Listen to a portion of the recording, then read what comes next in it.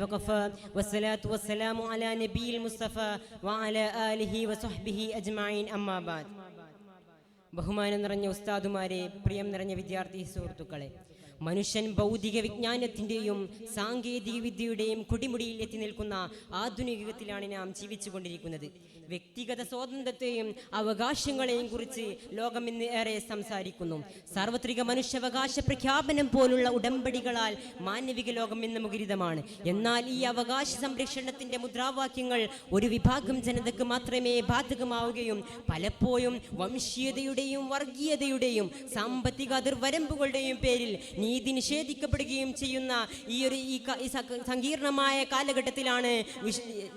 ഈ സങ്കീർണമായ നീതിയും സമത്വവും ഖുർആനിക സന്ദേശം എന്ന വിഷയത്തെ ആസ്പദമാക്കി അല്പം ചിലത് മാത്രം ഞാൻ സംവദിക്കുന്നു. നാഥൻ തൗഫീഖ് ചെയ്യുമാറാവട്ടെ. പ്രിയമുള്ളവരെ, ആധുനിക കാലത്ത് നീതിയും സമത്വവും എറിഞ്ഞു പോകുന്ന കാലത്താണ് നാം ജീവിച്ചു കൊണ്ടിരിക്കുന്നത്. എത്രമാത്രം ലോകത്ത് എവിടെയും മനുഷ്യനായിട്ട് കാണാൻ പോലും കഴിയാത്ത രീതിയിലാണ് പ്രയോജനം ചെയ്തുകൊണ്ടിരിക്കുന്നത്.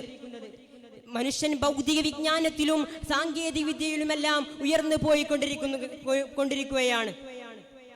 മാത്രമല്ല, അല്ലാഹു തആല അവന്റെ ഖുർആനിലൂടെ പറയുന്നത് കാണാം, യാ അയ്യുഹന്നാസ് ഇന്നാ ഖലഖനാകും മിൻ ദക്കരിൻ വ ഉൻസാ വജഅൽനാകും ശുഊബൻ വഖബായില തആറഫു ഇന്ന അക്രമകും ഇൻദല്ലാഹി അത്ഖാകും.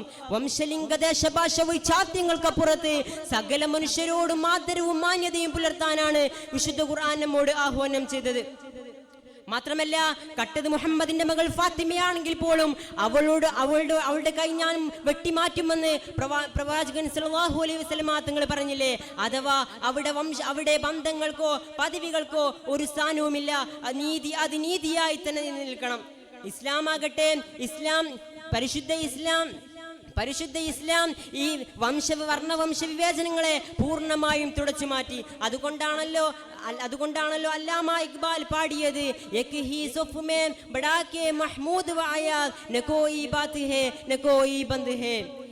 ഈ കാവ്യമനുസരിച്ച് ഒരേ സൊഫിൽ നിന്ന് മുസ്ലിമീങ്ങൾ നിസ്കരിക്കുകയാണ്. എത്ര വർണ്ണവിവേചനങ്ങളില്ലാതെ വംശവിവേചനങ്ങളില്ലാതെ ഒരേ സൊഫിൽ നിന്ന് നിസ്കരിക്കുന്ന മുസ്ലിമുകൾ, ഒരേ നാഥനു വേണ്ടി പ്രാർത്ഥിക്കുന്ന മുസ്ലിമുകൾ എത്ര മനോഹരമാണ്. നമ്മളൊന്ന് ആലോചിച്ച് നോക്കണം നമ്മുടെ ഈ കാലഘട്ടത്തിലെ നീതിയുടെയും സമത്വത്തിന്റെയും ആശയങ്ങൾ. എത്ര മനുഷ്യരെയാണ് മനുഷ്യൻ തന്നെ കൊന്നടക്കുന്നത്. ഇതെല്ലാം ഖുർആനിൽ നോക്കുമ്പോൾ യാ അയ്യുഹല്ലദീന ആമനൂ കൂനൂ ഖവ്വാമീന ലില്ലാഹി ശുഹദാ ബിൽ ഖിസ്ത് വലാ യജ്രിമന്നകും ശൻആനു ഖൗമിൻ അലാ അല്ലാ തഅദിലു ഹുവ അഖ്റബു ലിത്തഖ്വ. നിങ്ങൾ നിങ്ങളുടെ സഹോദരനോട്, ബന്ധുവിനോട്, എന്തിന് നിങ്ങൾ നിങ്ങളുടെ ശത്രുവിനോട് പോലും നീതി പാലിക്കണം എന്നല്ല ഖുർആൻ നമ്മളെ പഠിപ്പിച്ചത്. ഖുർആൻ വിഭാവനം ചെയ്ത നീതിയുടെയും സമത്വത്തിന്റെയും വാഗ്ദാക്കളാകാൻ നാഥൻ തൗഫീഖ് ചെയ്യുമാറാവട്ടെ എന്ന് പ്രാർത്ഥിച്ചുകൊണ്ട് എന്റെ വാക്കുകൾ വിസ്മരിക്കുന്നു. വാഹിർ ദഅവാന അൽഹംദുലില്ലാഹി റബ്ബിൽ ആലമീൻ. അസ്സലാമു അലൈക്കും.